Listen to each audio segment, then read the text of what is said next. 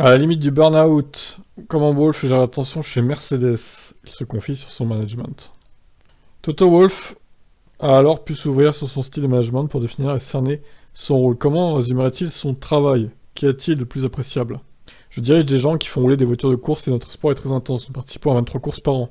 Le week-end, je pense que ça attire une certaine espèce de personne très compétitive et ambitieuse, très instruite et éduquée.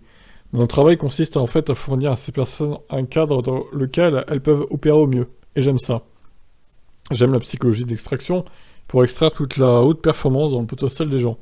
Nous n'avons pas seulement de superstars dans la voiture, mais nous sommes 2000 superstars qui font tourner la voiture et le moteur. Ce que je fais et ce que j'aime faire, c'est essayer de comprendre les complexités des personnages et des personnalités. Il ne s'agit pas pour moi d'essayer d'optimiser ma situation personnelle, mais d'optimiser la situation de tous les autres. Nous avons tous des rêves, des espoirs, des angoisses. Si je devais résumer ça en un de mes apprentissages clés, c'est que nous sommes des animaux sociaux et que lorsque je retourne au bureau, j'aime interagir. J'aime être à l'usine et discuter avec des gens avec lesquels je ne discuterai normalement pas. Avoir des discussions qui deviennent créatives et intéressantes sans avoir été prévues au programme. Ah, c'est un peu long tout ça quand même. Pour Toto Wolff, la qualité prime sur la quantité. Obtenir de hautes performances en tant qu'entité, qu'il s'agit d'une équipe sportive ou d'entreprise, ce n'est pas toujours travailler 80 heures par semaine et être sous pression constante. Ça signifie également que vous devez être capable de dépressuriser, de vous énergiser et d'être motivé. L'équilibre entre ces deux aspects est donc une importance cruciale.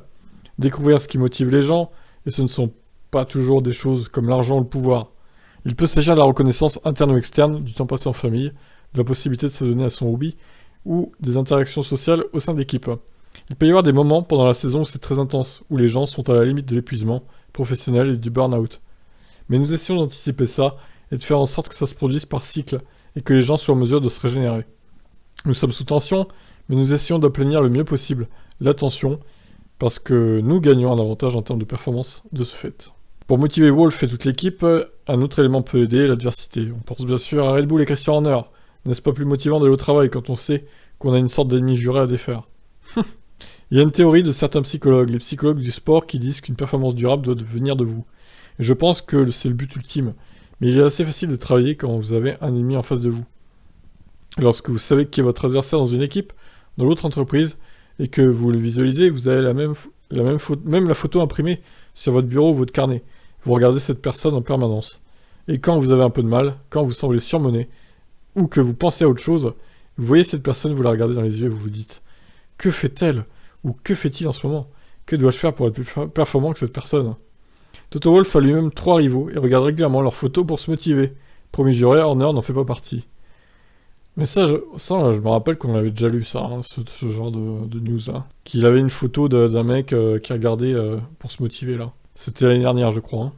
Bon bref, de toute façon, c'était pas très intéressant cet article que j'ai trouvé. Au final, bon, je le fais quand même, mais bof, je m'attendais à mieux. Donc en gros, Toto Wolff en tant que manager motive son équipe, et bien sûr, c'est son rôle. Donc voilà, en espérant que le burn-out n'intervienne pas chez Mercedes. Ciao ciao.